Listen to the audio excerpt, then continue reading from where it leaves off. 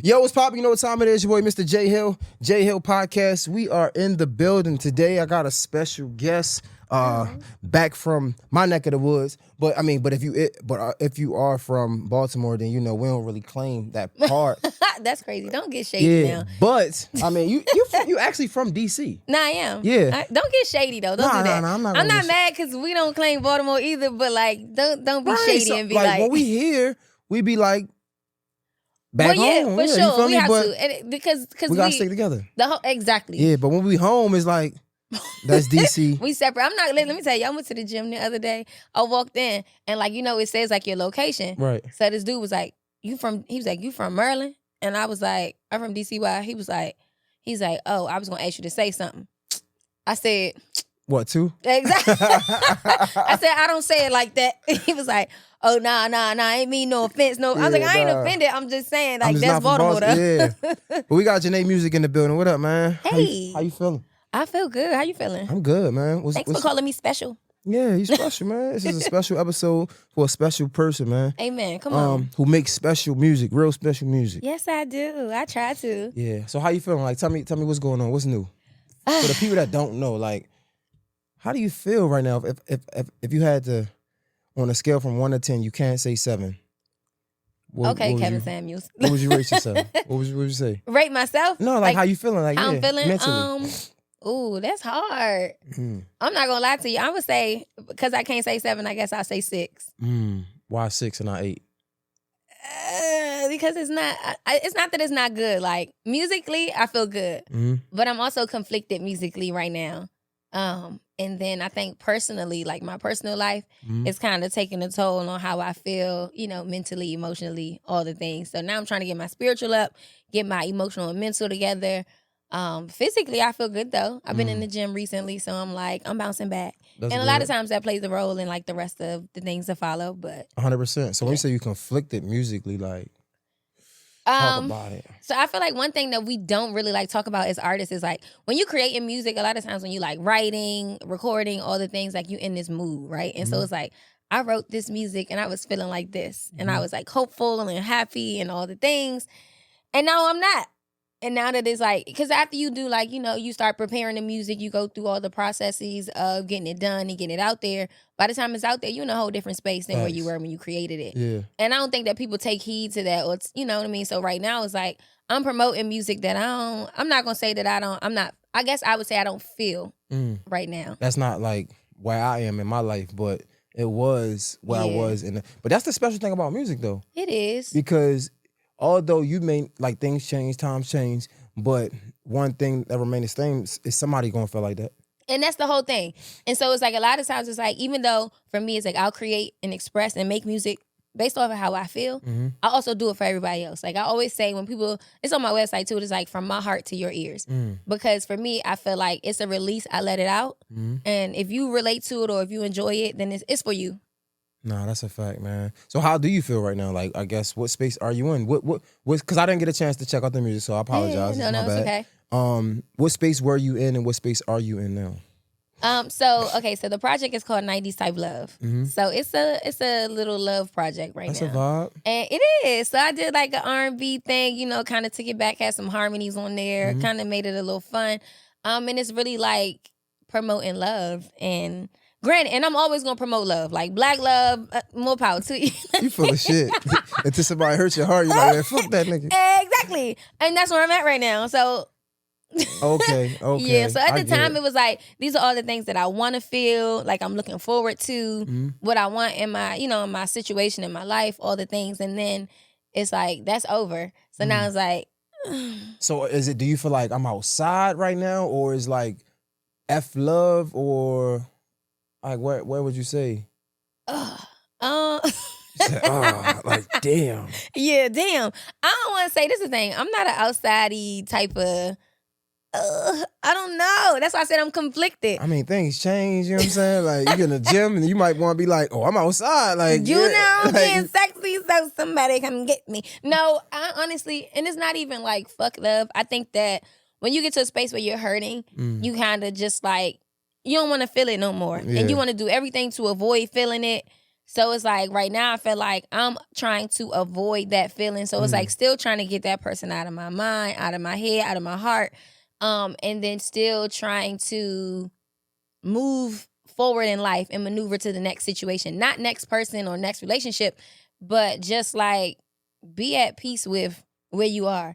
And so I always tell people, like, when you leave relationships, don't leave thinking I'm gonna find better. Don't leave thinking like I'm okay if I'm by myself.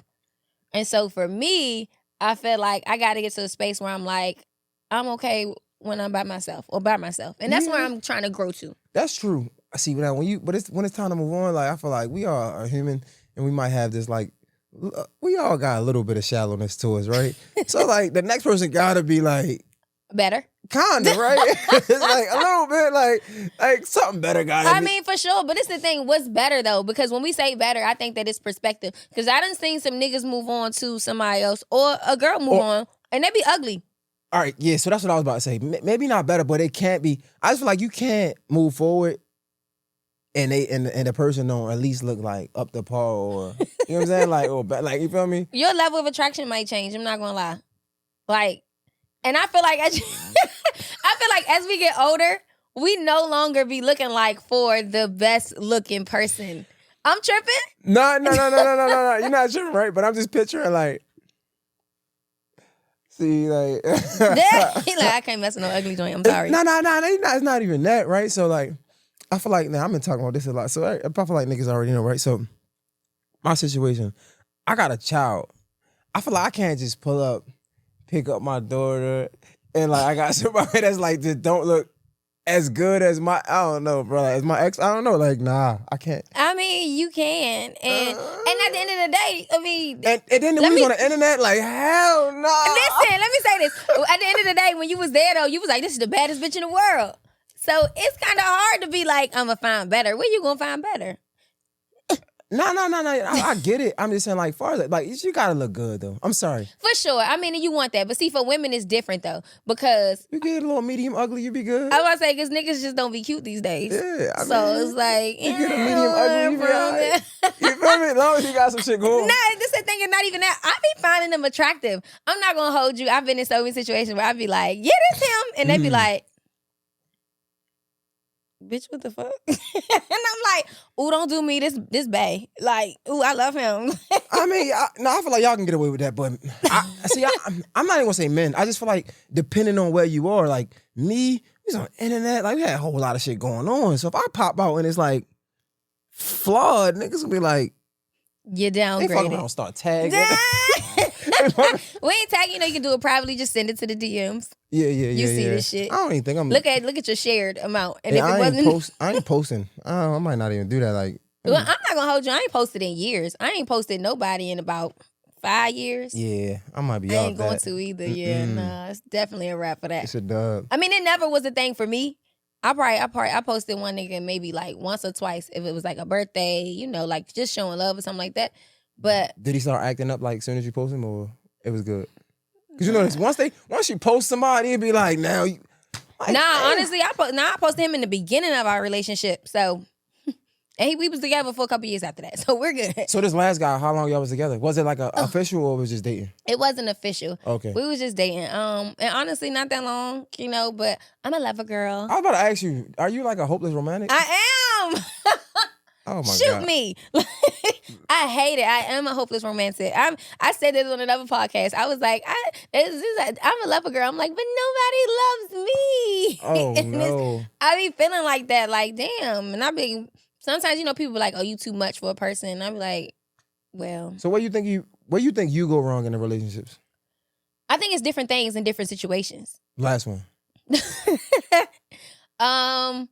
Honestly, in this one, I just think that I was more into him than needed. You know what I mean? Than what was called for. I feel like that gotta be the case though, especially with men and women. Like it gotta be. You gotta like me more than I like you. Really? Hell yeah. I feel like I gotta be the opposite. Like a nigga gotta be on my line and you be on my dick.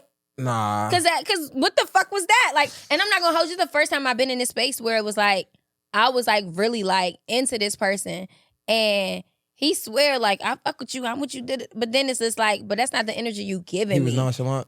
Very. I need a nigga to shalom just a little bit. But it's my fault though. Just a little bit. Because I really don't like niggas that be pressed. And I don't like niggas that's too nice. I just had a conversation with my best friend and she was like, I had told her a couple weeks ago, I was talking to somebody and I was like, he's nice.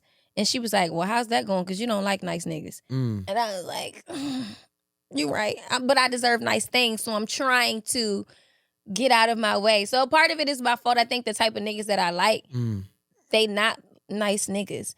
And the thing is, I want the favoritism. Like, be nice to me. Yeah, for sure. Be mean to everybody else. I like that shit, but don't be mean to me. Or even when you are mean to me, you sprinkle in a little nice. I could be like, oh, that was cute. Yeah. And he had some moments like that, but it was very few far in between. And I was just like, all right, nigga. And I'm not gonna lie, like, we tried to back and forth. Like, we had moments where it was like, this ain't gonna work, this ain't gonna work, this ain't gonna work. But I think we just fuck with each other so much that it was like, okay, we're gonna figure this out. Because I can't stop talking to you. But at the end, I was just like, nigga, you're not giving me the energy I need, so I gotta walk away. I think that's probably the worst thing you can do is figure it out in the beginning. Like, if it ain't figured out in the beginning, like, peace. It should be like that. It's hard, though. It is. It's so hard. Because niggas don't never want to just walk away. But I'm the type of person, fight. that's the thing, though. I think he said I was, like, very overwhelming in a way because I'm one of them people that feel like, man, show me who the fuck you are day one. I don't give a shit about none of that facade stuff. I don't want to hear nothing about, oh, I do this. It ain't even, for me, we got to connect and we got to align. I need both. I need the connection and I need the alignment. So when I'm asking upfront questions, niggas be like, this a lot. No, nigga, grow the fuck up. You a grown-ass man. And at the end of the day, you should know what you want out of a situation. I'm not even saying out of a person. But you know what works for you and what doesn't work for you. And if you don't know, you need to figure that the fuck out. Because otherwise you're wasting time. I don't want to catch feelings and we don't align. Because now we got the connection and not the alignment. And now I'm sad as fuck. Like, get out my face. No, that's a fact. I mean, 100%. I think, but even like, bro, I don't know how y'all doing it. Dating in your 30s is like disgusting. Like, not disgusting. It's just like, it's just trash. It is. It's disgusting. It's trash. I hate it. It's like, just even the thought to have to date in my 30s is like, you know, because as a man, the first thing you think like, yeah, I'm outside. But then you go inside and you be like, I don't want to go back outside. I want to stay inside. No, for sure, because it's comforting. There's love there. And at the end of the day, it's security, it's stability, and that's what you start to feel like you need when you get older. Like when you young, it's like, I can bounce off the wall and there ain't shit gonna happen. I'm resilient as fuck. But when you older, the motherfucking knees get the buckling, them elbows hurt, and sit your ass down. Man, you get to hearing, you can hear bones crack when you get up. You're like, whoa, bro. Hey, like, what happens going on? And that be the thing. I need somebody to rub my back, rub my feet. That's crazy. Yeah, so I get it. And honestly, I think for men, I think that men be missing that. Like, that disconnect be there for y'all. Because it be like, the ratio always gets y'all. Like, y'all always be like, it's more women out here, and it is. But the thing is, you can have 5 women, right? And I can have 2 niggas compared to your 5 women. You always got more output than you do input when it comes to dating. And for me, I'm always going to have more input than I do output. Because at the end of the day, if you got 5 bitches, you got 5 bitches you got to take out. 5 bitches you got to spend money on. If I got 2 niggas, I got 2 niggas that's spending money on me. Facts. So the disconnect is y'all niggas need to get y'all shit together. Because you got more to lose. Yeah, man. I think men definitely have a lot to lose. What I would say is, I think men just got to do a better job with setting their own boundaries, but not just setting them, but enforcing their boundaries. Like, and it comes with like loving yourself. But a lot of times we don't even know what that look like, to be honest. That's true. Right? So it's like, I feel like the moment you can really love yourself, you can truly put yourself first and enforce the boundaries that you have. You get what I'm trying to say? I feel like the moment you don't enforce your boundaries, then it's pointless to have them. So, for sure. And the best way to have self-love is to enforce your boundaries. That's just my opinion. I agree. Somebody told me that boundaries are the meeting point as to where I can love you and love myself. Yeah. And I'm like, ooh. That's real. Okay. Yeah, because then think about it. If you don't have boundaries, how can I truly love you for who you are if I don't have boundaries with myself? Because unconsciously, I'm going to treat you how I treat myself. I was just about to say that, yeah. Because if I'm doing anything to myself, best believe I'm doing anything to you. Yeah. And another thing I think, not to like get on a soapbox here, I think just understanding what do we like, right? I feel like sometimes we fall in love with this idea of a person instead of the person themselves, right? Like, think about it. If you don't like somebody that's, I don't know, friendly, but you meet me and I don't know, my friendliness was the thing that swept you off your feet. Yeah. You gotta go back home and look yourself in the mirror and be like, yo, I know I don't like this. Yep. So just because I was friendly in the moment and you liked it at that moment, guess what? 3 years from now, I'm still gonna be friendly, and I'm gonna be friendly to somebody else, and you're gonna like it. But you also gotta understand, that's one thing, because I always say a lot of people will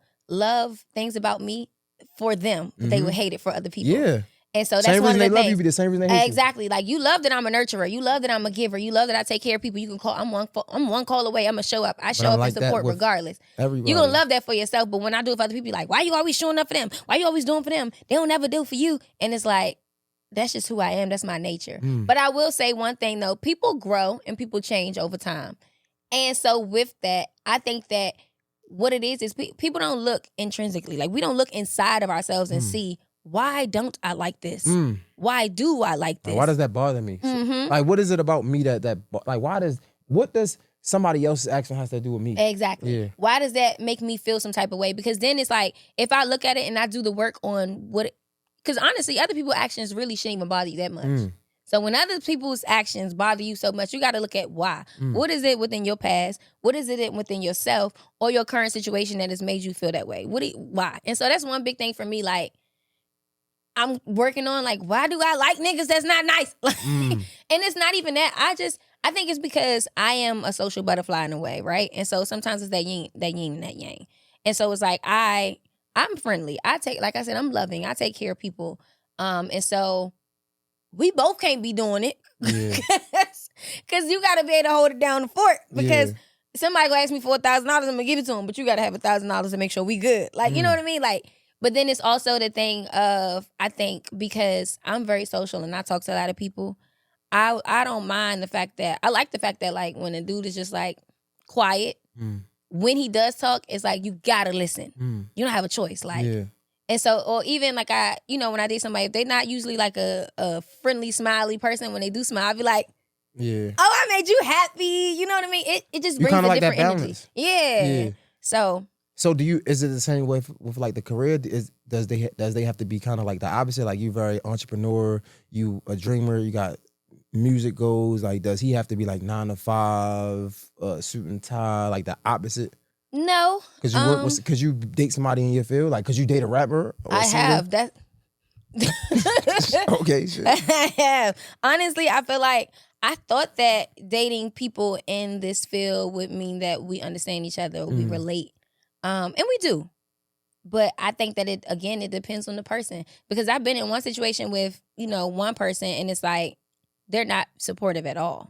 Like, they're like, an artist? Yes. Oh, shit. And they're like, well, for you, it's like, you're the separation. Like, when I see you, I don't see you as an artist. I see you as my person. And so as my person, I don't want to talk about music. Wow, that's business. Yeah. And so they've separated that wholeheartedly. But I'm like, okay, but I'm an artist too. Were they, like, successful? Because I could kind of see that, though. They're in a good position. Were they more successful than you? Yes. I can see that. Like, because I'm kind of similar. Like, I rarely talk about podcasting, like, if like, to my woman. You know what I'm saying? Like, unless I'm, like, frustrated or, like, I got an idea, but I don't know, because then you ask somebody else, she might say something different. I don't know. But in my mind, it's like, I'm not trying to, I don't, like, I get that. But I think that it's different, though, because imagine if, all right, because I feel like it might be opposite, and I'm going to say this because when you were in your situation, y'all did podcasting together. Yeah. So, it's kind of like, you agree, but you don't agree. Because you incorporated the business with your relationship. I mean, I guess that's a lesson learned for you, because it's like, nah, I ain't doing that no more. But for me, I think it was more so like, it'll be things like this. An event is coming up or something you got an invite to. I maybe didn't get the invite because you in a higher position than me, right? But it's a place that I should be. It's somewhere that I should be. You could bring me with you. I don't necessarily have to be your plus one, or I can be your plus one. It's up to you. Or you can just tell me about it and be like, show up and pull up because you need to be in the room. Never receiving that type of support. If we're dating, or you're my woman, which one? Both? I'm your woman. Because this is the thing. I feel like this is how it goes. Like, my success is your success. If we gonna have a future together, right? And in his head, he's swore up and down, we were gonna have a future together. Like, we were end all be all. But for me, I said, no, we're not, because you don't support me. That doesn't make sense to me.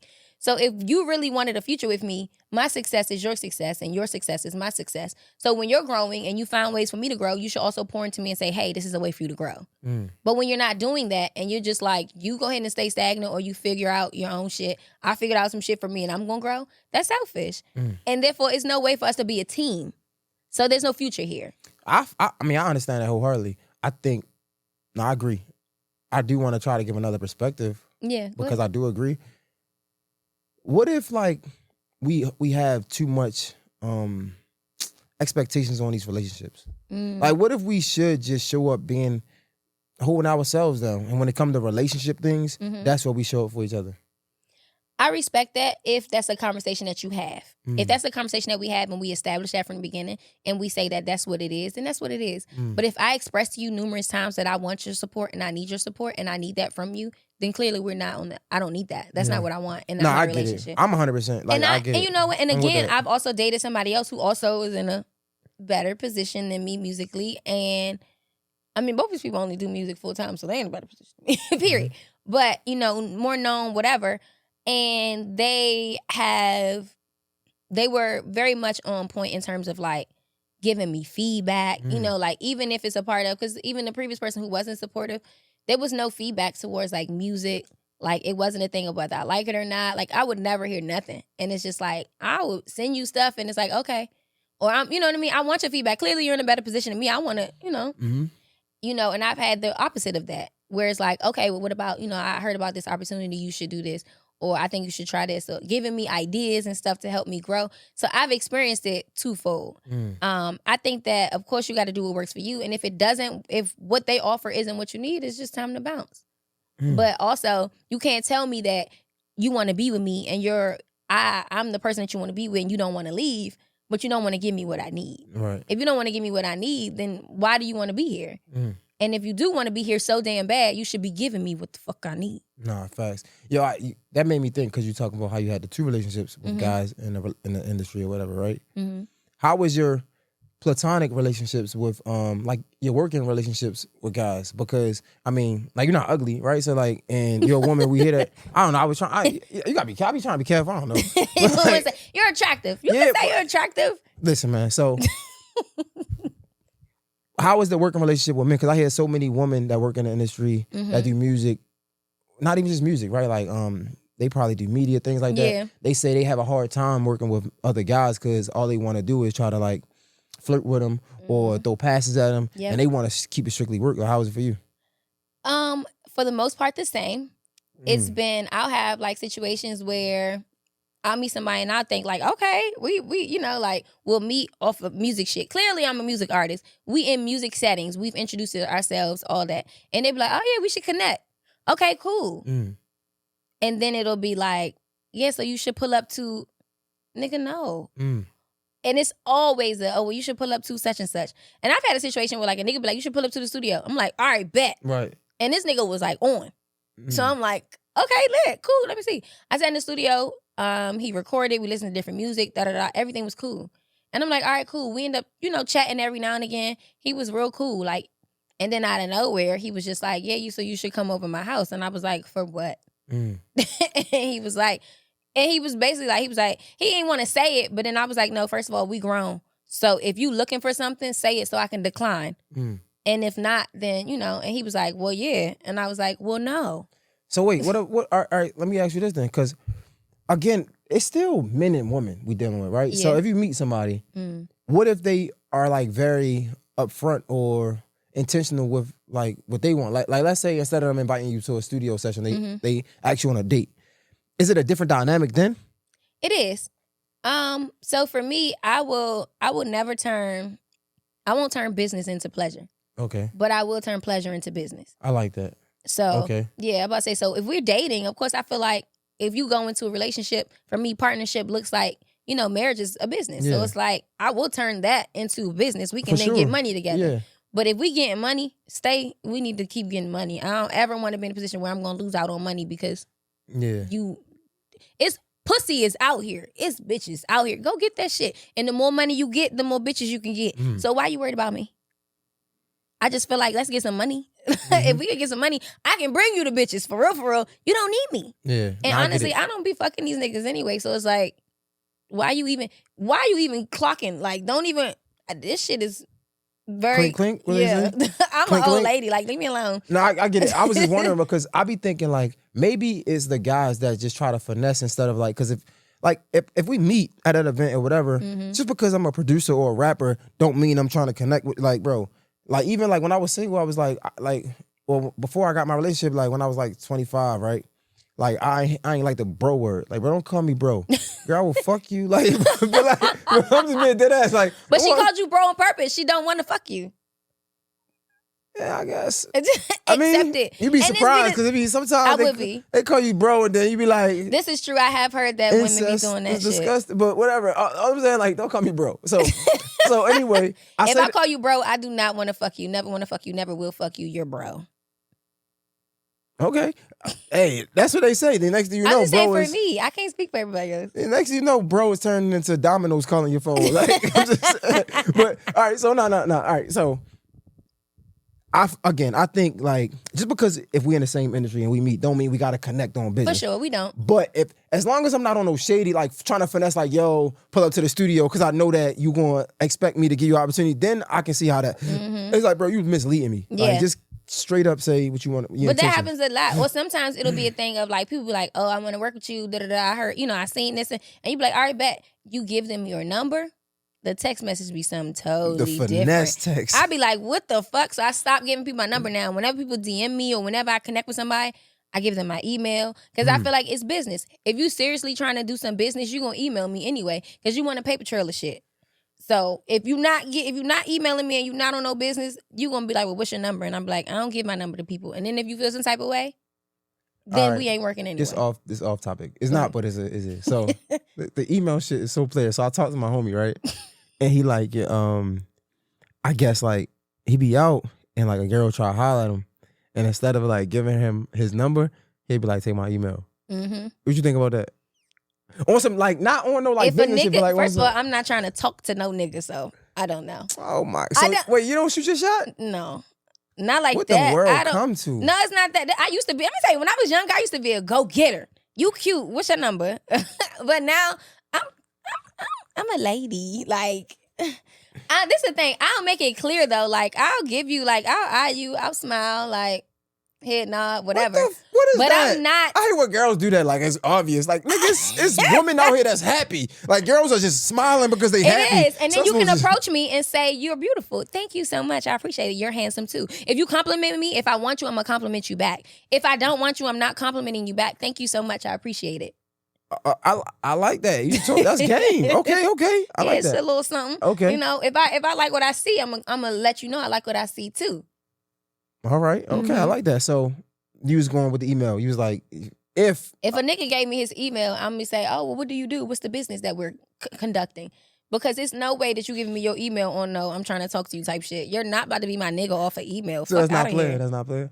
I thought it was cool because it's different. Like, it's player if you handling business, but if you talking about getting bitches, no, that's not player at all. Nigga, I don't want to fuck nobody that gave me their email. And it could be like a flex tool because it's depending on where you work at. If you get somebody like, I don't know if it say like, what's a good ass job like at apple.com or something. You be like, what you do for Apple? Nigga, you a janitor. Fuck out of here. I don't hear that. No, I don't want no email. Tell me through text what you do. Okay. Yo, what about that then?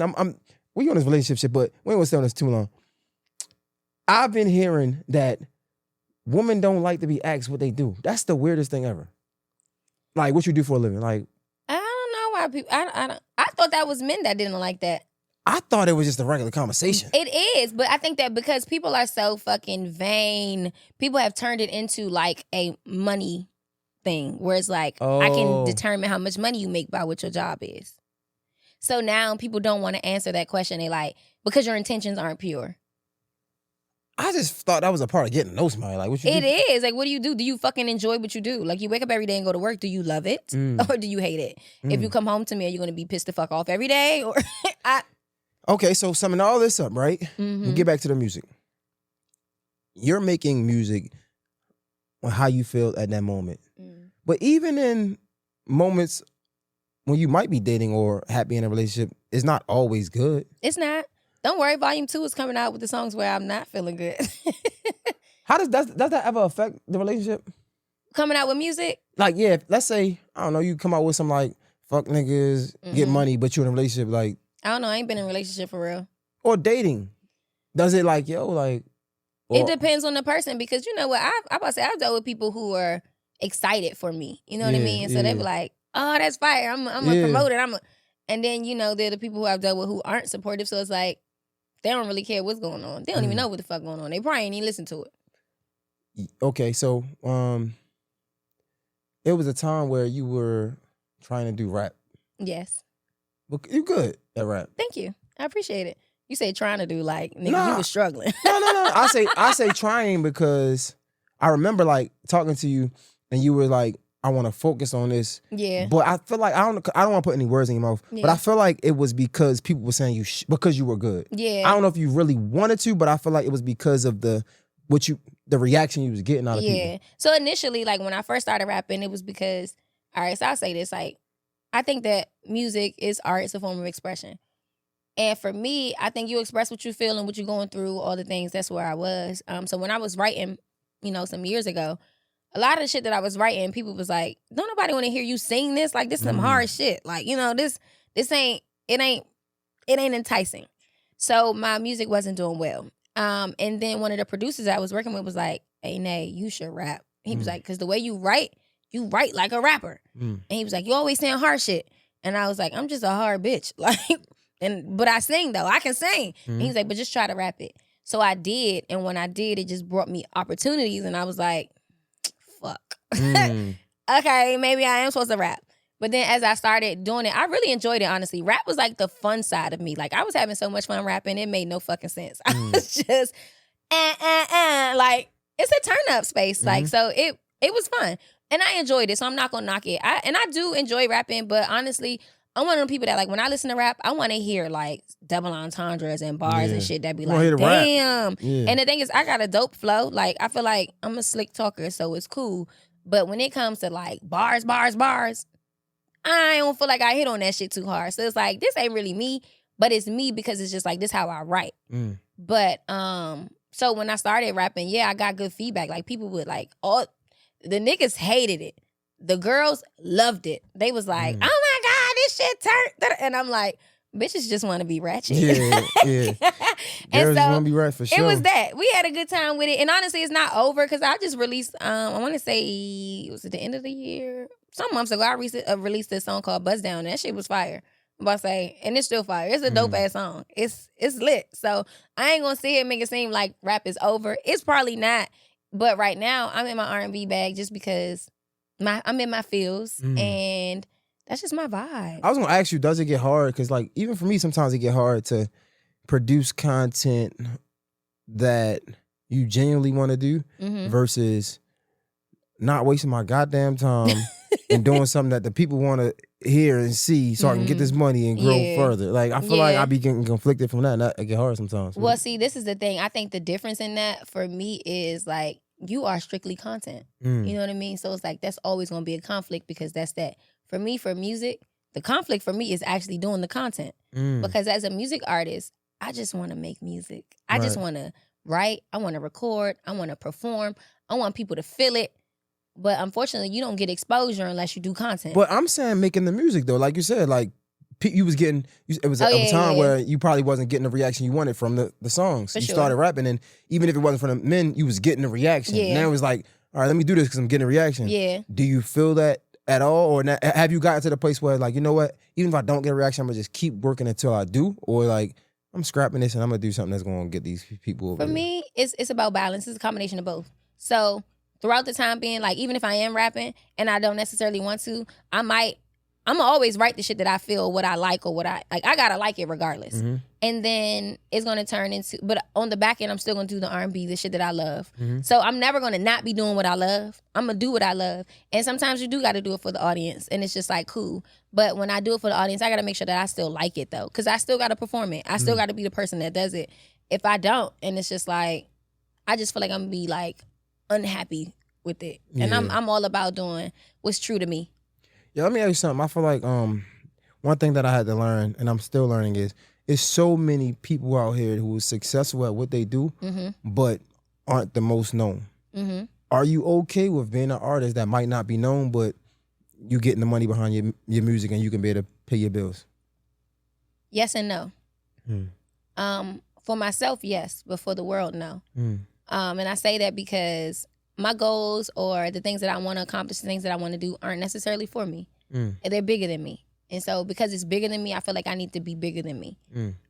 Like, you know, and then I've always, you know, they say shoot for the moon, land among the stars. So for me, it's kind of that thing. It's like, if you ain't trying to be Beyonce, who the fuck you trying to be?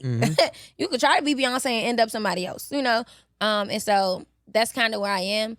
But I also recognize that, like, I'm not in the business or in the game of playing the fucking rich Olympics. I don't give a fuck about luxury Olympics. Like, luxury to me is the fact that I wake up every day and I don't have to punch in a clock. I don't have to go to work, you know? And I know that a lot of people, and luxury for some people is that they do. Like, they enjoy that. But right now, the luxury for me is that I get to wake up and do whatever my heart desires. And that's important to me. That's more important to me than any designer bag, than any, you know, shoe, than any big name. And honestly, I'm not even a fashion girl, so that shit don't even matter to me. But for me, it's like, if I can get up, I enjoy small things. And like, I enjoy being able to, like, cook. Like, I can cook at any time of day. I like the fact that, that's why, like, the idea of, like, a stay-at-home mom kind of, like, entices me a bit, because it's like, I want to go to the grocery store every day and start dinner. I want fresh foods. But y'all say y'all be wanting shit, and then you get it, and then... No, we do. I think that, and see, I think that we do want that, or some women. Like, for myself, I do feel like that is a thing that I would do. But I also want to have a break. I also want to feel loved. I want to feel like, you know, like, this is my constant. It's just like you go to work every day. You don't, and most people work 5 days a week. As a stay-at-home mom, I'm working 7 days a week. So at some point, I would like to have 2 days to myself or 2 days off. You know what I mean? So it's still a job. It doesn't pay you financially, but in a way, you know, it pays you in other ways. And so it's a love to it, and it's an energy behind it. I just think that it comes with concessions, and everything is about balance in life. And I think that we forget that. A lot of times we go one way and we're stuck here, or we go this way and we're stuck here. But it's like, really, you got to have some type of balance. It's needed. No, for sure. I feel like we got to be able to communicate that too. Like, I feel like people be wanting shit until they get it, and then they get it, and they be like, all of a sudden, they off it. And it's like, bro, that's not how life works. That's not how people work. No, I agree. Let me tell you something. Oh, my God. I agree with that wholeheartedly. I feel like people make rush decisions, and they jump into things thinking like, oh, this will be ideal, and I'm cool with this. And then it's like, I tried it, don't like it, and then they hop out. Like, bro, don't play with me like that. And you can't do that. Because commitment is a commitment. Yeah. And my thing is, but for me, that's where, like you said, communication comes in. Because I can say, all right, cool, we can try this for a year. And then after 6 months, if I'm like, I don't like this shit, I can't leave at 6 months. I got to finish the year out. And then we're going to reevaluate after that year. Like, all right, cool, the year's up. I'm done with this shit. Yeah. Like, I feel like that's reasonable. But I don't think that people really put time frames on things. People say, oh, I can do this. I'm going to do this. I'm going to try it. You get in and try it, and then it's like, this ain't for me. Okay, but you committed to doing it, so you need to follow through and finish it up. And I think that a lot of people just are too selfish to commit to things. And that is my issue in relationships, honestly. I'm a commitment person. Like, when I'm locked in, clank, clank, nigga. Like, but, and if I say I'm gonna do something, I'm gonna do it. I don't give a fuck if that shit kill me, I'm gonna do it. Yeah, nah, that's facts. That's dope. I want to ask you something. I want to go back home for a second. So, Shelly came out here. Shelly the MC. She came out here for a while. Yeah. And I think, I didn't watch the whole thing, but I think she made a vlog about how she actually been wanted to go back home. Yeah. Right? But I think she didn't want to seem like she was a failure. So she stayed out here longer than she wanted to. Yeah. And then she went back home, and I think she was saying she felt good. I felt like you had not a similar situation as far as reason, but you came out here, and I think you went back. And are you back down here now, or? I am. What was how was your experience? Like, what made you go back? Well, see, I think that everybody got different situations. Like, for her, I think she had a lot going on emotionally and mentally that made her need to go home. And I think that that's okay. Like, I feel like the world is just so fucking judgy. Like, you worried about what everybody else doing. Like I said, if you're worried about what other people doing, if it's bothering you, you really need to look at yourself. But, you know, for me, it's not even about failing, because you only fail when you quit. Like at the end of the day, while you still playing it, it's just like playing basketball, nigga. If we playing, you could be up 60-2, but if we playing, I ain't lost yet. And if the game don't end, I ain't lost yet. The game don't end till it's over. And if we don't have a fucking clock on this bitch, I can always come back. I don't care. So for me, it's like I don't never really feel like the whole failure thing. And then it's always like goals in place. So if I accomplish this thing that I had in place, I didn't fail. I reached the goal. But for me, in terms of going back, so I'm a single mom, and I've had, my son, I had him young, so I've always had, him as my priority. When I came out here the first time, he was with me. But when he came, I realized that this just wasn't the environment for him. And I was like, hell nah, I'm not going to subject my son to this. So we went back home. Then when we were at home, I was like, all right, I'm trying to see, how I can balance the two. I was flying back and forth so often that it was like, this is, I know I need to be down here. There's so many connections that I'm making, but I couldn't do it alone. So then my family, my sister stepped up and was like, oh, you should go down there. And, I'll keep him. So I was like, all right, bet, like love. Because honestly, I think that a lot of people don't look at or understand the fact that like, if you look at any woman in the industry that had children before fame, they didn't raise their kids. Like they weren't able to chase their dreams and have their kids on their hip. And for me, having my son on my hip all the time, it was no way for me to, you know what I mean? Like even when I was back home, when I have shows, my son would be at my shows. Like he gonna be backstage. If he's allowed in the general population, he gonna be there. He'd be standing front row singing the songs. Like my son is always, when I was to the studio, he was in the studio with me. Like he hated it. He would fall asleep in the studio. Like, but it's hard to maneuver, and then if I get a call, like you need to be at such and such, then I got to figure out, can somebody get him? I got to go drop him off. I got to go out of my way. Now I'm late or I'm not able to, I missed the opportunity. So it was just like, my sister was like, I do see when you were down there that you were actually moving and shaking. So let me try to step in. It didn't work out to the best of, it wasn't the best situation. So I ended up coming back home because I was like, all right, I got to make sure my kid is straight. That's the priority to me, regardless of anything. So I end up coming back again and, just kind of figuring it out. So I've just been maneuvering. So for me, it's really back and forth. So like I still have my spot back in DC, and then now I'm out here. So it's like when I need to go back, I'm back. When I don't, I don't. And, I'm just maneuver. How was that, like navigating that career with having a child? And like, cause like at the same time, you're trying to do what's best for you, but you're also trying to do what's best for your kid. And it's like, man, that's tough. It is tough, but I feel like for me, again, like I say, life is about balance. But also because I have my son young, he's a little older now. So it's like just having those conversations and that communication and telling him, what I'm trying to do, what I'm working on. It creates a different level of respect. We also have a really close relationship. So when we talk, he'll be like, we played a game one time. It was like, it's actually like a couples game, but it was like those things where you like, tell me a moment, like something I need to work on, stuff like that. And so we have those conversations just because I feel like as an adult, he needs to grow into understanding like how to communicate. And so, one time, one of the questions asked like, tell me what's something I've done that made you proud. And he was like, when you went to Atlanta to, work on your music and that shit, I was like, I wanted to cry because I'm like, somebody gets it. I thought the distance, for me, honestly, the distance is hard because like I said, we grew up together. So it's like, this is my bestie. Like we locked in. So it's like us not being with each other a lot of time. I'm about to cry. I'm not going to lie to you because I really, really love my kid. It's all good. Take your time. But like the distance sometimes really be like eating me because I want to be around him. But also I know like he can't be a part of every situation. So it's like, all right, I got to find that balance. But us having that relationship and being able to talk about it, have those conversations, it means the world to me. So we, it's hard navigating it. And then also it's like financially, I'm taking care of him financially on my own. Like I don't have assistance. I don't have help. So it's like to fund him and all the things he wants to do, because I'm not going to stifle him and be like, oh, you can't do that. Nah.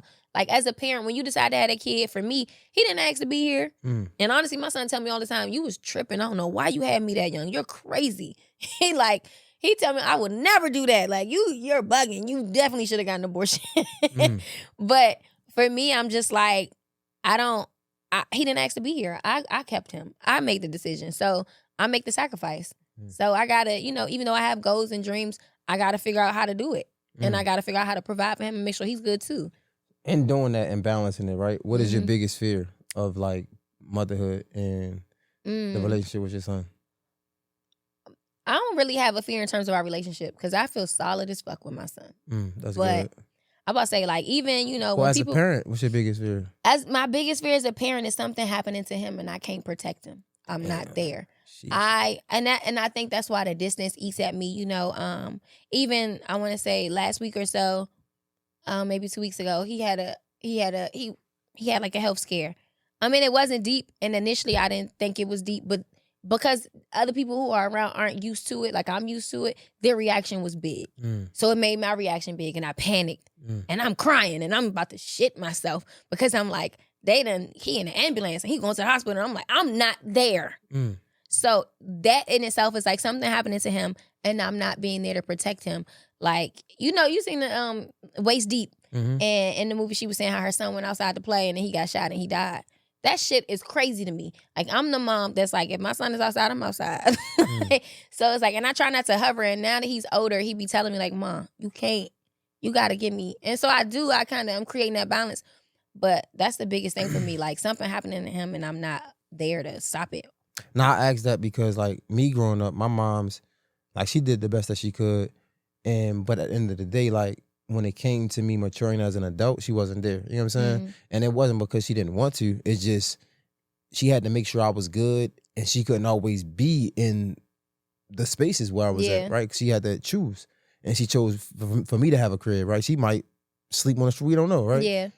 But at the same time, we can't change my experience. And my experience was I had to grow up, for the most part, into my adulthood by myself. You know what I'm trying to say? And I was wondering because, like, yeah, like, y'all have a great relationship, but do you ever fear that y'all might not be as tight later on down the line?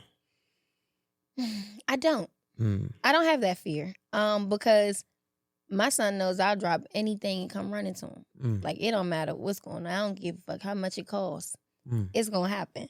He knows, and vice versa. And if anything, I will bring him to me. You know what I mean? Like, I've anything for him. My mom asked me, so even right now, like, my son is in Cali. And so he's there for the school year. He, got an opportunity to go out there. He's in Calabasas. So he's in like one of the richest areas, and he's like living his Fresh Prince of Bel-Air life. He's happy. And so we talked about it. I'm like, okay, well, this is what I'm doing. So I'm back and forth between, Atlanta, DC, Cali. I'm gonna, manage that. And so I was talking to my mom, and she was just like, because honestly, same thing. Like with my mom, it's like the distance there. We're actually closer now that I'm an adult than I was when I was a kid. But my mom was just like, so, we was talking, and my son was like, I want to stay. And my mother was like, so what you gonna do if he want to stay? I said, I guess I'll look to move into Cali. If I got to get a job out there, then I'll figure that out. And my mom was like, you do anything for that boy. And I'm like, you damn right. I sure will. Whatever he want in life, I'm going to show up and I'm going to make it happen. Yeah. And I'm about to say, and because he didn't ask to be here. I wanted him. Right. So I just feel like I got to go out of my way. And I know that sometimes it looks a little crazy. But I want, if he don't got nobody, he got me. Yeah. And if I don't got nobody, I got him. No, that's true. Somebody had asked me just this weekend, said, yo, what would you do if the mother of your child decides to move back? And I'm like, some questions, like, you don't even have that. Like, you're not even prepared for that, to have the answer. And it's like, man, I don't know. I probably would have to get, like, I would have to find a companion pass. Like, I don't know. Like, I have no clue, because I'm not going to not be in my child's life. Yeah. Like, that's not even an option. But it's like, shit. Like, it's possible. Yeah.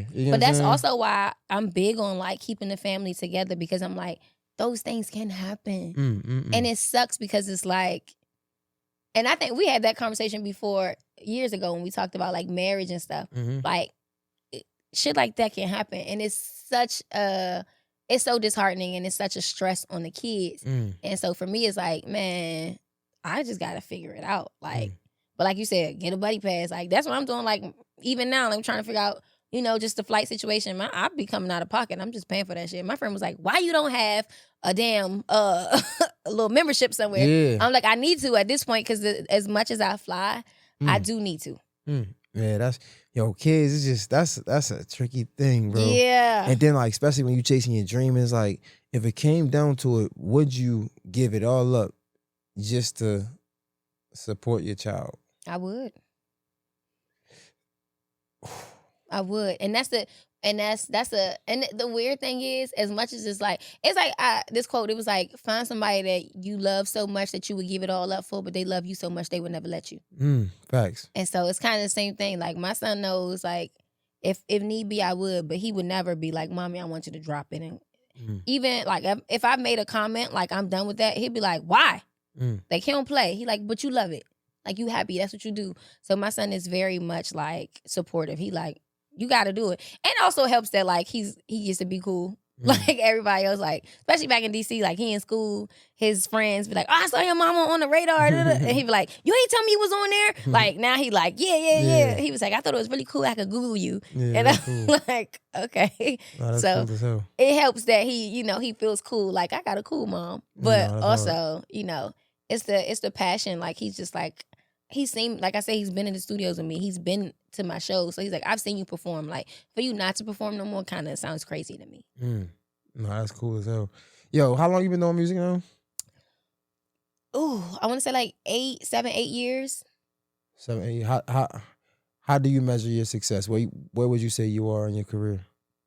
I don't know, man. Success looks so different. So I guess I don't know how to. Up until this point, like, how would you measure your career? Like, what would you say your success is? How would you, I don't know, like, determine? Yeah. I don't know. I feel like for me, like, I just look at growth, right? So for me, I look at where I've come from and where I am, and that can be looked at from like just looking at my YouTube, right? Like, if you look at YouTube, you'll see me, old videos where it's like, okay, clearly I didn't know what I was doing, or like, just even the songs have elevated. So for me, like, the growth in music in itself is one thing. I like that. That's a good measurement. But then also, and that's why I don't take that stuff down. Like, even though I feel like I'll listen to old music, like, it's still on my library. So like, it comes up and it plays, and I be like, ear bleed. It's cringy. Like, but I don't delete it. I don't take it down because I'm like, I did it. It's growth. And also, I want when people do come back, they be like, oh girl, that was terrible. It was. But now I'm not. You know what I mean? You see how far I've come. I love growth. Like, that is a big thing for me. Like, I just love growth. So that matters a lot. But successfully being where I want to be, I'm not there yet. I do feel like, the music industry has shifted so much and it's changed so much that I feel like the goalpost is always moving. Always. I feel like I don't know how you even determine success. Like, does it, and that's why I'm like, it's so individualized, because it's like, does it look like $1 million? Does it look like $10 million? Does it look like sponsorships? Does it look like, but at the same time, it's like, you got people who are successful, who people would deem successful, and really they making money for other people. And them people richer than them. And that's fucked up. They doing all the work, right? So then it's like, a part of me is kind of like, does success look like being on a label? Or does success look like being independent? Does it look like a certain amount of money? Like, I don't know. I haven't really determined what, like, the end all be all where it's like, oh, I'm successful.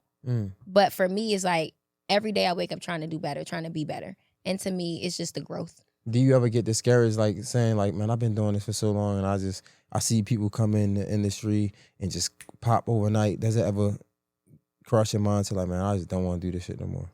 No, because honestly, I don't know nobody's story. Like, I can look at like Ice Spice, and everybody be like, oh, she's a plant. She came in overnight. I don't know what the fuck Ice Spice was doing before she popped. She could have been doing this shit since she was 5. I don't know. And I would never know because I don't know them people. So I'm never really like comparing my success or my story to nobody else's. Also, like I said, being a single mom, I feel like nobody's ever done it being a single mom. So it's like, I already know that this shit is not going to be easy, and it's not going to, it's not going to pop the way I would like it to immediately. But also I think about me like on the road. When I drive, when I look at my GPS, if I'm going somewhere, if that shit say it's traffic here, but it's the quickest route, and I just tweeted this the other day. When I look at GPS, if that shit say it's 10 minutes worth of traffic, but it's a 20-minute drive, but then I look at this route and this joint say 30 minutes and there's no traffic, I'm going to 30 minutes. I'm not going where it's jam-packed.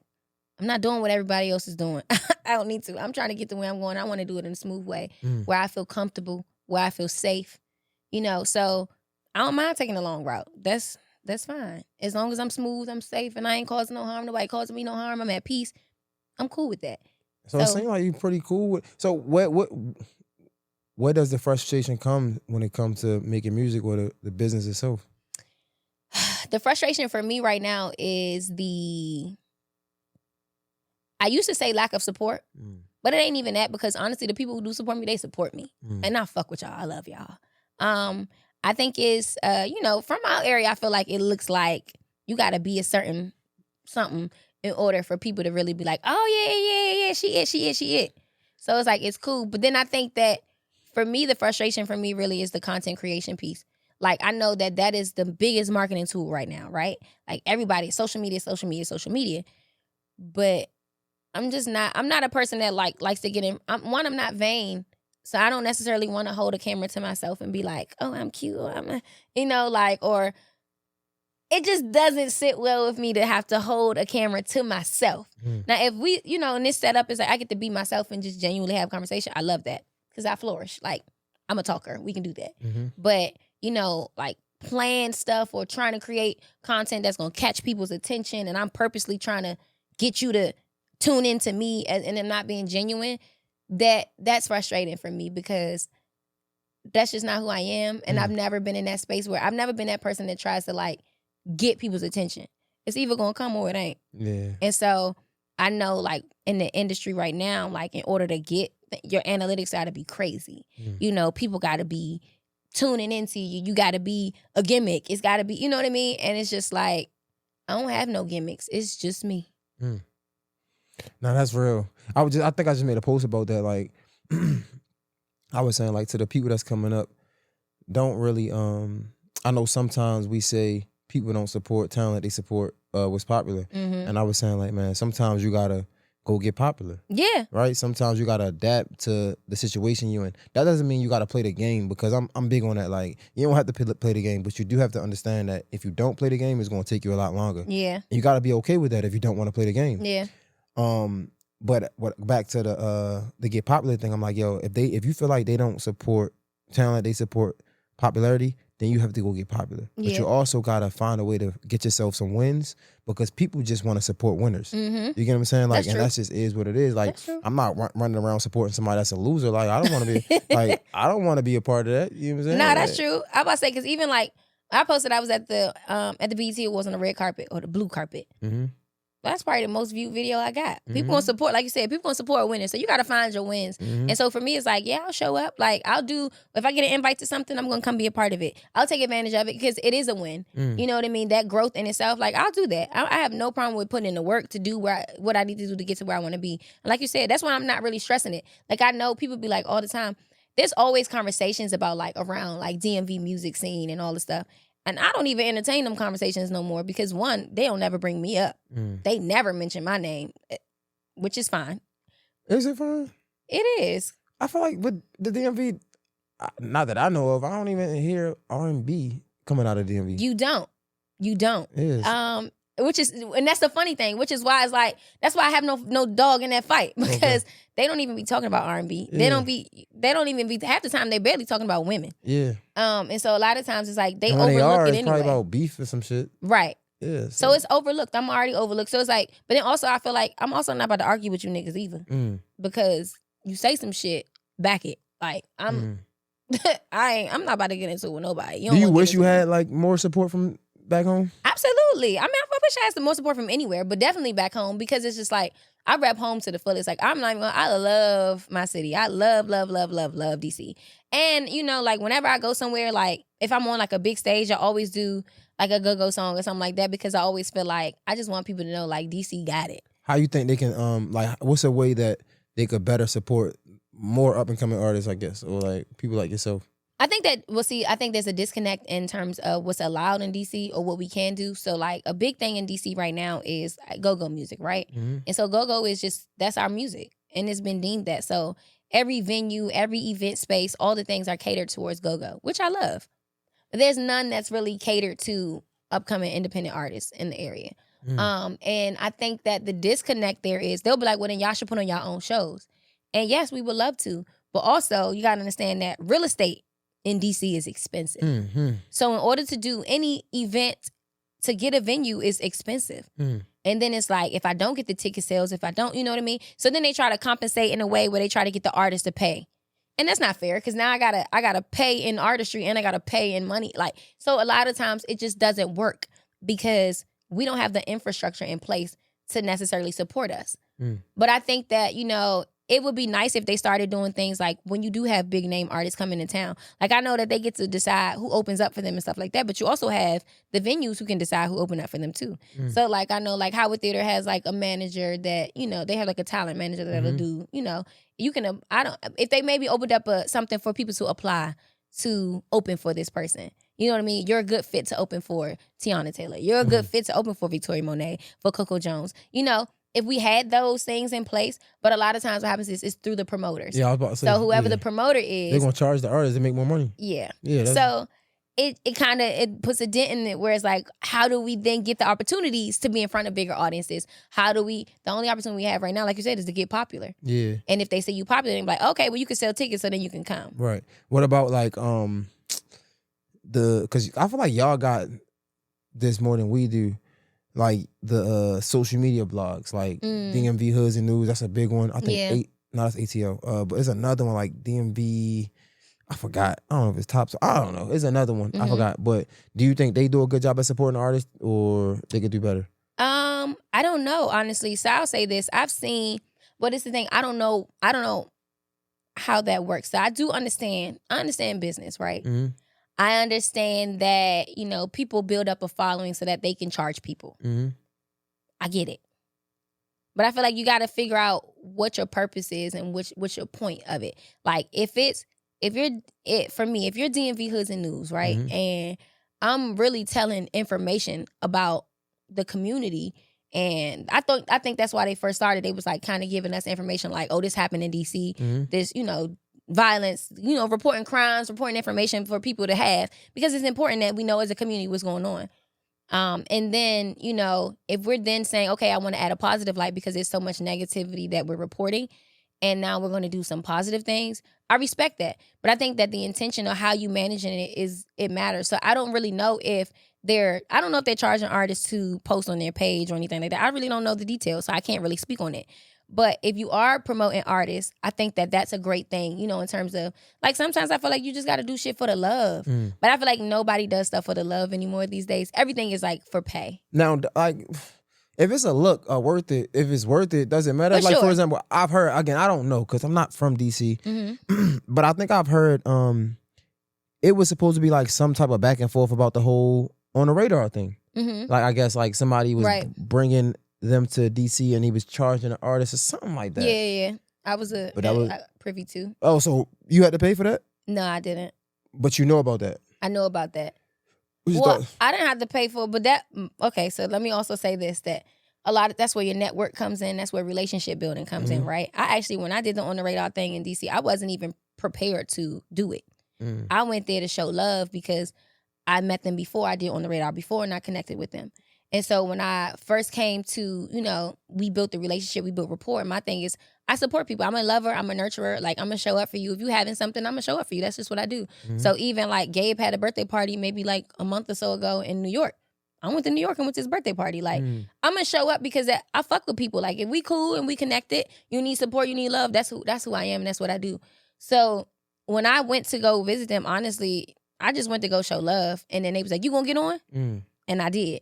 Because, again, I'm putting myself in a position to always take advantage of opportunity to win. Right. So, no, I didn't. But I do know that, like, same thing, I guess, with, like you said, with bigger platforms, it's like, they have reason to, I guess, to charge people, right? So, it's like, if they're sitting here saying, okay, I put this big name artist on here, and I got them exposure, and this is what a part of their press run, and that brings a bigger crowd to us. Now you want to be on the same platform as this artist, you got to pay for it. And so I get that. And I think that that's a little different than blogs, if that makes sense. Because it's like, if you're here to report information and report news, and you're reporting things and you want to add something more to it, then cool. See, I didn't know if that was On the Radar that did that. Again, because I'm not from there. I just seen it.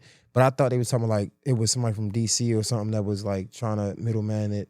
Well, and so the thing about it is what they basically was saying was, and I don't listen. Y'all already know I'm a straight shooter. Anybody that know me. So if you don't, you know me. So and it's no ill will, no ill intent. I'm just being honest. And honestly, so you talking about Cav? Okay, I know Well Cav. connected Cav. I fuck with Cav. I fuck with Cav. That's my nigga. Like Mhm. that's my dog. Yeah, I fuck with him. And basically, on the radar was basically saying they were going to do like a tour. And so when they started their tour, they had different people that they were working with to connect, to bring out artists. And so it wasn't like they were only doing this in DC. They did this in every area. So they had big names from those areas, and then they had, other artists who were still up and coming. I think that the disconnect is that DC doesn't have big names. Yeah. So, or at least not ones that would be on the radar, I guess. So, like, if Wale would have did on the radar, they wouldn't have charged him any. You know what I mean? Like this Wale. Yeah. Shy Glizzy. And so I think that I know from my knowledge, I think it was a thing of there was a certain amount of slots available that they were going to, that were comp based off of, your who you are, your popularity, whatever. So like I said, if it was Wale, bring them in. Like we need that, But on these platforms, it's not that they need you as an upcoming artist. You need them. Right. So when there's a need, you pay for it. It's a service. So I think that that's where that came in. And so with that, I think there was a lot of people might have felt like, okay, I have this level of exposure. I have this amount of followers or this amount of fan base, or I work with this person, so I deserve, like, I should be on that level. But at the end of the day, if a person doesn't feel like you are, then you just aren't, and that's okay. Like, you got to be okay with some people saying, like, to me, you're not on that level, so you got to pay like everybody else. And I think that was the disconnect. And I think people took it personally. And a lot of times, it's not personal. It's just, it's business, you know? And it ain't even a thing of like, oh, we friends or oh, we have a relationship. Because again, Cav didn't put me on there. Cav, I'm about to say, and me and Cav is tight. If anything, he would have been like, yeah, nah, you gotta go. You gotta pay too. But I wouldn't take it personal because it is what it is. But what happened was I came and I showed love. And when I did, they asked me, did I want to be on the platform? Yeah, no, that makes sense. Staying back home, you said something earlier. You was like, they want you to look a certain way. Explain that, because for me, and don't take this wrong, y'all. All the girls back home, all the girls that I see that's like making music from DC, they rap and they not like. No. I didn't mean look like physically.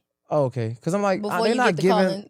No, I'm not about to call them like ugly, but they're not giving sexy, like sex appeal, like you know what I mean? Because that's what I would assume when you gotta look. They want you to look a certain way. No, I ain't mean like that. When I said look a certain way, I meant like look like you popping, like when you were saying popularity. Okay. So I think that and it's gotta look like everybody else fuck with you.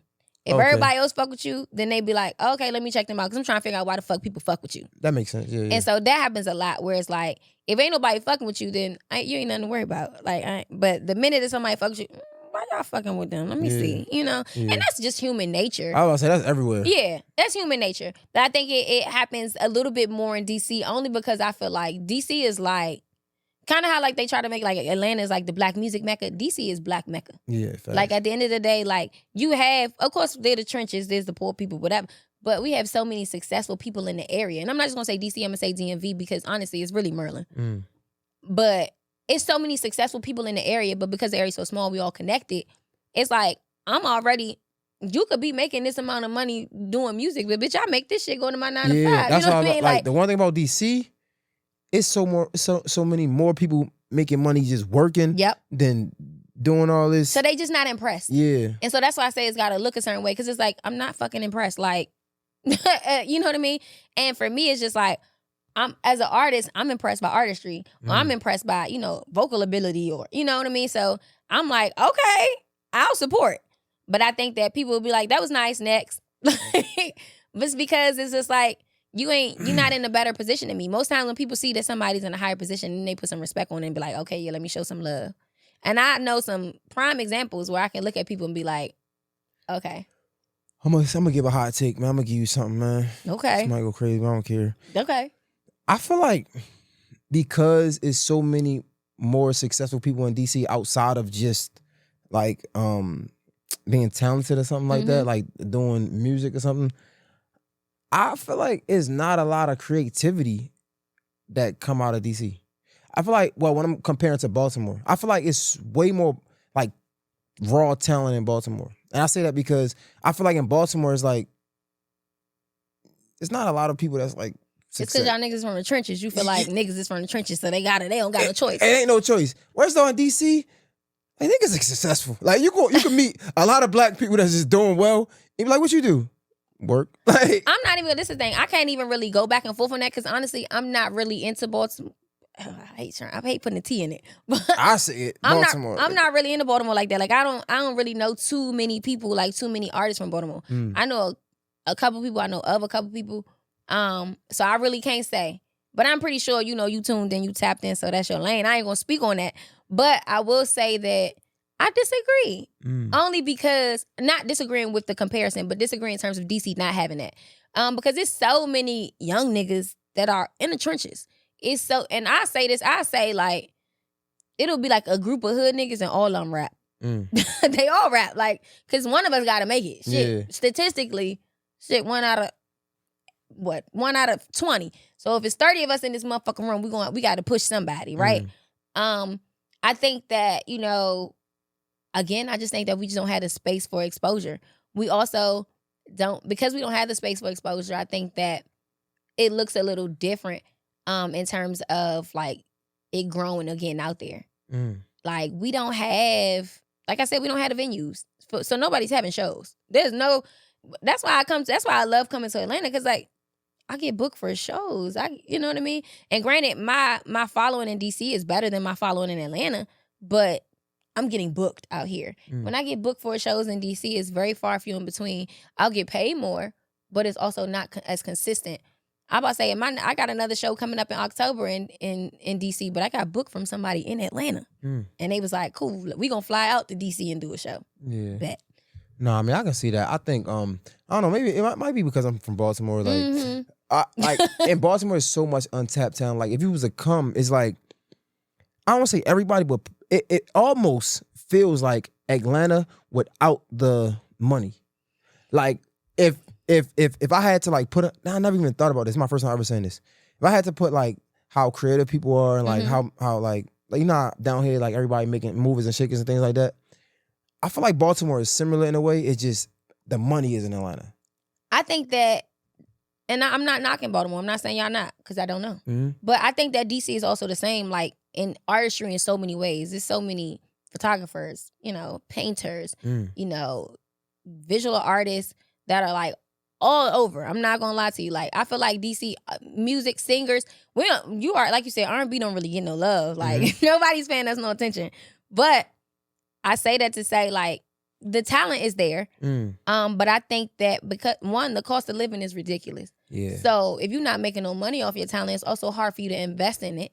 Okay. Yeah, I'm about to say, so everybody is working. I think that when you think about it, so many people that I know that are like working full-time jobs and they have talent, but their talent is more like a hobby because they can't invest in it or they can't, push it. I guess that's what I'm trying to say. Like, because in Baltimore, it's kind of the opposite because it's not nowhere near expensive. It's probably like damn half cheaper, to be honest. And people are like full-fledged going hard at their dreams. Like, you know what I'm saying? Like, you have real dreamers. Yeah.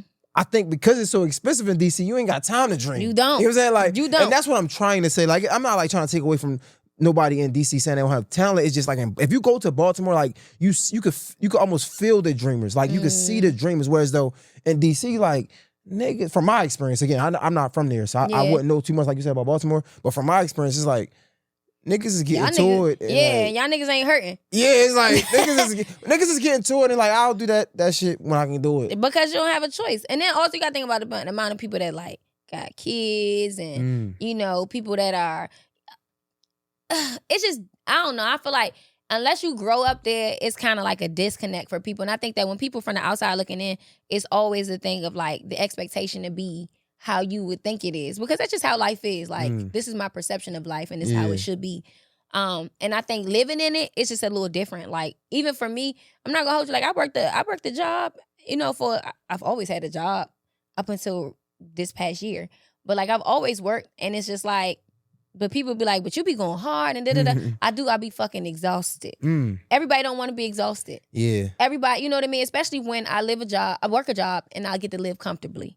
So if it's like, they might start it and it might become overwhelming. You know, a lot of people, I think the way the world is set up now is set up for us to like quit. It's set up for us to settle. It's set up to wear us the fuck out where you don't have a choice but to do what the fuck the world wants you to do. Yo, you know what?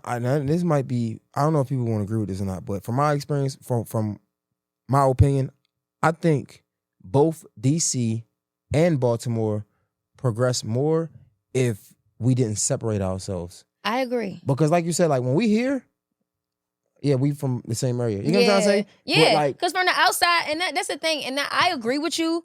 And I think that I feel like it's like the siblings thing that like it could be like that. You know what I mean? Like an in-house thing. Like for me, it's like I might fight with my sibling. I'm like, I don't look like that bitch.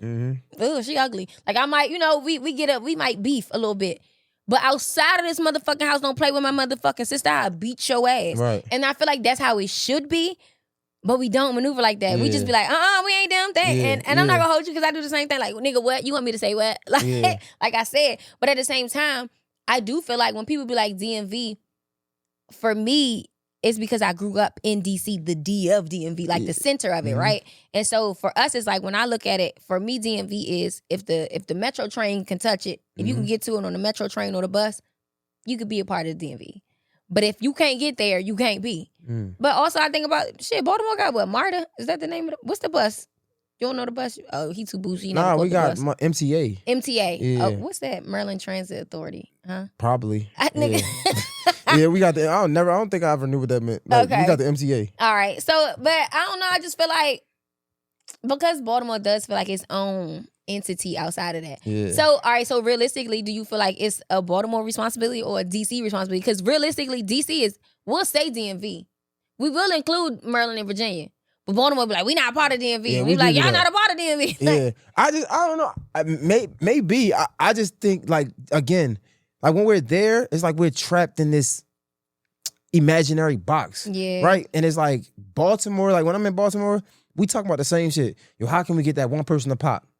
And it sounds like just from the blogs and shit that I see, it's like, yo, when they gonna get the next rapper to pop? And I'm like, yo, if we could just come together, because the outside don't see no DC, Maryland, and Baltimore. They don't see that. They see a region. So it's like, ain't nobody coming out that region, so I'm gonna skip over that region. One is like, if we can just get something popping from the region, then we'll put our region on the map. You know what I want to do? I think it would be dope if like there was a thing where it's like the leaders of each. You know what I mean? Like who is the top 3 niggas in Baltimore that niggas listen to, right?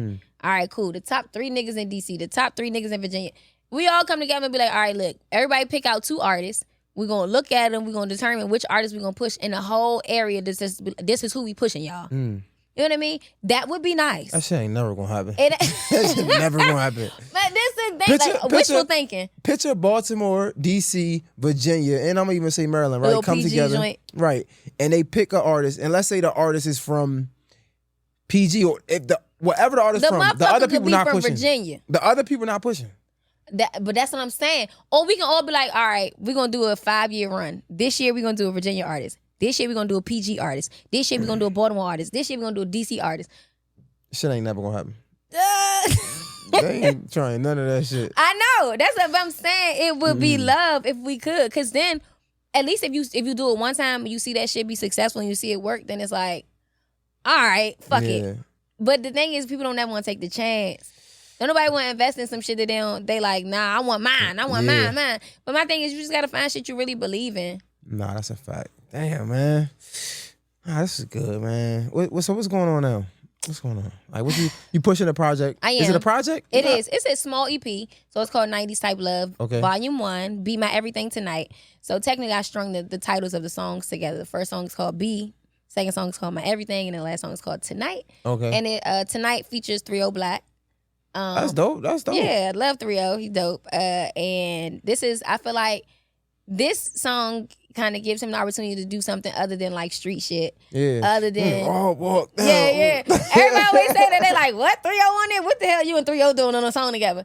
Yeah, he get a little he put a little swag in it. He did something different. He ain't coming it's a sexy song at that. So it's like Rio, nigga. Yeah. I mean, I could see that because like I've interviewed him and I could see him. I could see the individual in him. So I know it's not like, I understand the business and the music. I can separate that. Yeah. But I can see why somebody couldn't. You know what I'm saying? But like, he's like way further along than people probably would think. Like he's way more than just like some shoot him up, some kill. hood shit. Yeah, no, he is. He's very creative, actually. Like, I'm about to say, he was working on a project, and I went and I listened to it, and it was like, he had different sounds, different vibes.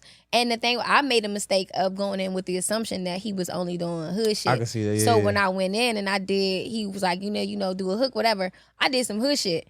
And they was like, and it was tight. But he was like, but that ain't the lane we in right now. So even though he recorded to it, he did his verse, the song was dope.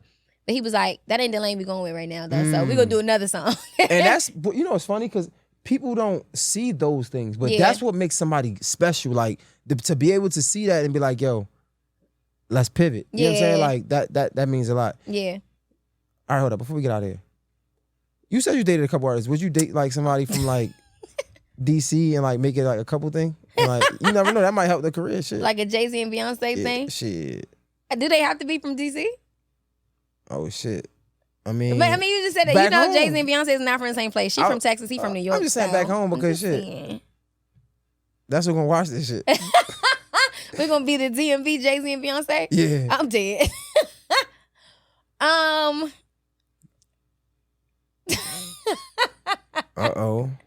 Uh-oh, what? You already got your eye on somebody? No, I don't. Okay, cool. No, I've already dated somebody. It was a big artist? No, stop. No. If you dated them, then they already know. No, nobody knows. I'm very quiet and secretive. Nobody knows nothing. Nobody knows nothing. Who you date from the DM? Don't worry about it. All right. But in terms of somebody from back home, I would say this, and people who I know of that are artists from back home, I wouldn't date them. They're either they're like friends or people that I know have dated them or dealt with them, or you know what I mean. Like, I wouldn't. I could see like I don't even know no rappers. Exactly, because you can't see nobody for me. I could see You can't see nobody for me. Granted, I would love to find my equal. I want to be equally yoked with somebody. I can see like a big time DMV rapper, DC rapper. Who? Janae Music, like who? Spotted on. I'm not listening. And then DMV hoods and I'm spotted outside. I kind of want to be like, because I feel like if you say a name, I'm gonna be like, I could see like before you even say, I'm saying no. But go ahead. I could see shit. What's the nigga name? I fuck with his music. Shit, what's the nigga name? Damn, the brown skin nigga. I think y'all probably look alike a little bit. We look alike. What's the dude name? I don't know who the fuck I look like. He real popular too. Shit. That I look like? I'm not really like, but y'all brown skin, y'all got the same complexion. What's the nigga name? He real big. He like a big artist in DC. I don't know. Name the big artist. I don't know. I don't know no big. 3-0 Black. Who else? I don't know. You're not about to do this to me. I don't know. What's the nigga name? Fuck, I'm mad as hell. Damn. I don't know. Either you know way, exactly what I'm talking about. I really don't know who you're talking about. All right, give me the top 5 DMV rappers right now. No. Shit, man. What's this nigga name? I don't know who you're talking about, but I will say I'm gonna Google DC rappers. He gonna pop up. Fuck it. Yeah, what you talking about? I don't know who you're talking about. Either way, it's a no for me. Nigga, not you still. Fuck. AJ. The answer is no. All right, whatever. I wouldn't date anybody. That ain't pop up. But I would love, like I said, I would love to date somebody equally yoked. So whether that be, you know, anywhere in the world, as long as they're on the same page. He ain't even pop up. Google gotta do better. Let me tell you the top 5 people that popped up when I pulled it up. Okay, who's that? Fat Trail, Lola Monroe, Tabby Bonet. That's how I said it? Yeah, Tabby Bonet. That's a nigga that sing pocket. I put you in the pocket. You know that song? It's old. It came out years ago, but okay. Shy Glizzy, of course. Don't do that because Tabby Bonet is my nigga. No, I said I never. Rico Nasty, Wale, Gold Link, Audra, the rapper, Young Manny. Damn, the nigga ain't even pop up. They got Black China on here before they got the nigga I'm talking about. And I can't remember the nigga name and I'm so fucking mad. It's on the tip of my tongue. Pause. That was crazy. They got Logic on here before they got this nigga. Yeah, they put Logic. So you know what I'm talking about. I don't know who he's talking about. I swear I don't know who he's talking about. That's probably because that's the nigga you dated. It's not. It's not. It's not. I don't know who you're Don't talking make me about. find this shit. Let it go, Jay. All right, bro. Whatever. Fuck. All right. But Shit. if you know anybody that's looking for a wife Hey, and they you- supportive, that's like, nah. I'm just kidding. I'm in my healing stage right now where I ain't necessarily looking for anything. I'm also, at peace with. I can't find it. I know somebody in the comments gonna be like, he talking about. I think he might have had dreads. No, short. stop. I don't All right, okay, know cool, who you're fuck talking it. about. I All don't right, know man. them. All right, I don't man. know them. For the people that don't know, man, tell them how to support you and follow you, man. Okay. Janae Music is Janae Music. If you know how to spell music, you shouldn't be on social media. But Janae Music everywhere. If you want to follow me on Twitter, you'll get all types of conversations and laughs and all type, because I just be saying anything on Twitter, honestly. I don't know. What else am I supposed to say? What, TikTok? No, I mean that's whatever. Okay, you wanna yep. I say Janae Music, and Apple Music is Janae Music, Spotify Janae Music, everything is Janae Music. My website is www.janaemusic.com. So yeah, Janae Shit. Music. I interviewed the nigga too. Oh my I can't God. remember his You name, not but gonna let this go. Yo, Well, then that wasn't a nigga I dated, because I don't think he's ever done an interview with you. J Hill Podcast, Janae Music. It's a wrap, guys. We out.